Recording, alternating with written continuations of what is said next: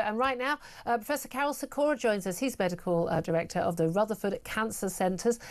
Very nice to speak to you. Long time no speak, Karol. Oh, you're there. Julia. Oh, well, hello there. We got you there. It's been a very long time.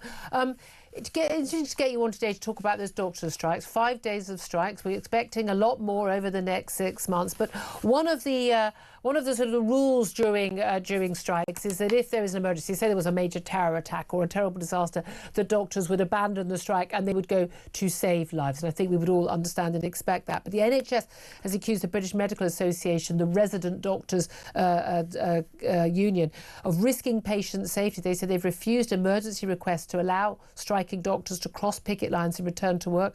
The 5-day resident doctor strike began on Friday morning, and they said the BMA has rejected 18 requests from NHS hospitals for doctors to break the strike to stop patients coming to harm, and that includes some cancer care as well. What do you make of that?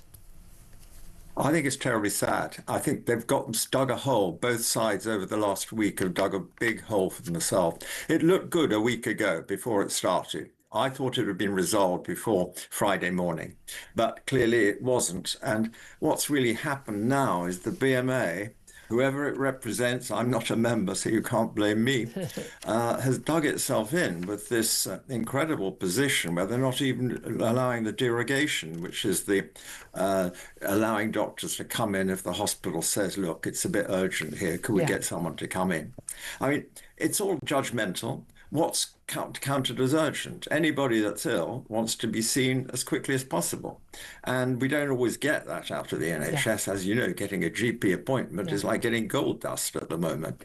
So I think the strike is really dug in now. It's going to go on till Christmas. I can't see any other option. Well, no, especially with their demand. I mean, they're talking about 29%. They're based on increase of pay, basing their claims that they've lost that much since, I think, 2008 is the date they give, which was, as has been pointed out many times, based on one inflationary scale, but also a particularly exceptional year when they were getting exceptional payments that were a highly unusual year in terms of what they were earning then, and they'll know that. But we've also seen the problem that, you know, the doctors are hunkering down, even though actually I think only a third of all doctors working as resident doctors actually voted for the strike in total, because there are many who aren't members of the BMA. But we've now got the nurses union, the RCN, basically saying, well, you know, we don't think we're going to accept our payoff, which is, of course, a tiny, tiny fraction of that, just over inflation levels now, because we accepted that last time round. The doctors got a 22% pay rise and then a 4.5% pay rise. Why should we be settling for single figures when they're getting double figures?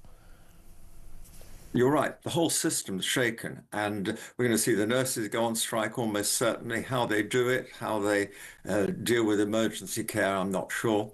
The whole system is under pressure. I think part of the problem for the doctors, you know, I've been a junior doctor once, we all have, and it was fun then. And we supported the whole thing. And, you know, we were dedicated. These guys are still fine. You know, they love it when they come out of medical school, Julia. I mean, it's just fantastic. They feel great. Their families feel great. They've done really well. It's a challenge to get into medical school. Once you're in, you're okay. Most people, once they get selected to go in, qualify. Very few % don't make it. So what's the problem when you get you know what's going to happen, you know what the salary is, you know everything. I think the BMA have been taken over by some pretty unusual people, and they've persuaded the young doctors to go down this almost war with... Well, they've been taken over by the far left. I mean, that's the reality. It's the same as the National Education Union for teachers. They're not there representing the best interests of teachers, or the BMA representing the best interests of doctors. They are a far left organisation. I mean, they wanted to take down a Tory government. Now they want to, you know, take on this government.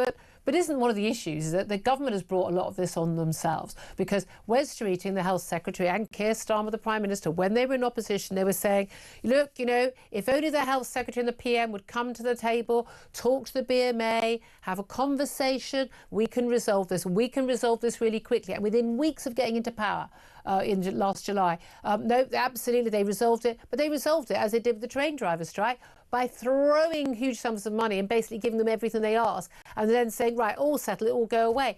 within one day, they said we're going to be coming back for more. And all the other public sector unions are going, hold on a minute, how come the doctors got that much and we didn't?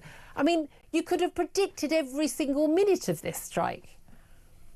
I think the only way to deal with the situation long term is to make a strike-free NHS. You have to sign up not to strike, just as you do in the police or the military. And would that be reasonable? It's not unreasonable to do that. You think that would be a reasonable request? I think it could be introduced. I think people would take it. And, this business, what constitutes an emergency? And I'm an oncologist, I do cancer. So some of the times the BMA turned down the doctor going forward saying, look, it's the hospital said it's an emergency to get these biopsies done on a prostate patient at Milton Keynes, it was last week. And the BMA said, no, it's not urgent, it's routine. It doesn't have to be done in the next 5 days. Yeah, exactly. It's not routine. If someone's got cancer, they need to know as quickly as possible, so you get on with treatment. The target is 62 days for diagnosis to treatment already, and that's ridiculous. I mean, in Poland, it's 7 days, but that's the NHS target. So let's stick with that. And by the way, not always met. Exactly. And so you're just delaying it further. And imagine the psychological problem someone has, knowing they may well have cancer, and you're just waiting because these people are on strike. And we also know that problem happens all the time, even incompetent local hospitals or doctors. I mean, what is extraordinary is that that's for you to get the results before you then see a consultant, before you can then start treatment. And we know that virtually, I think it's every 2 weeks that you wait, your chances of dying go up. Exactly. And I think what we have to do is to get everybody back to the table. But it's so far apart now, both sides. And the music coming out of Wes Streeting is not as it was just 1 week ago. It's pretty pugilistic, I would say. He's fed up with it. And but I not can just understand him, but why. the negotiators. But again, if you just give them everything they want, don't be surprised when they think, hey, maybe that worked last time, it'll work again. Karol Sikora, always so good to talk to you. Thank you very much indeed for joining us. Tom Slater, I mean, Labour just brought this on themselves, didn't they? Oh, no, absolutely. I mean, anyone could see this coming.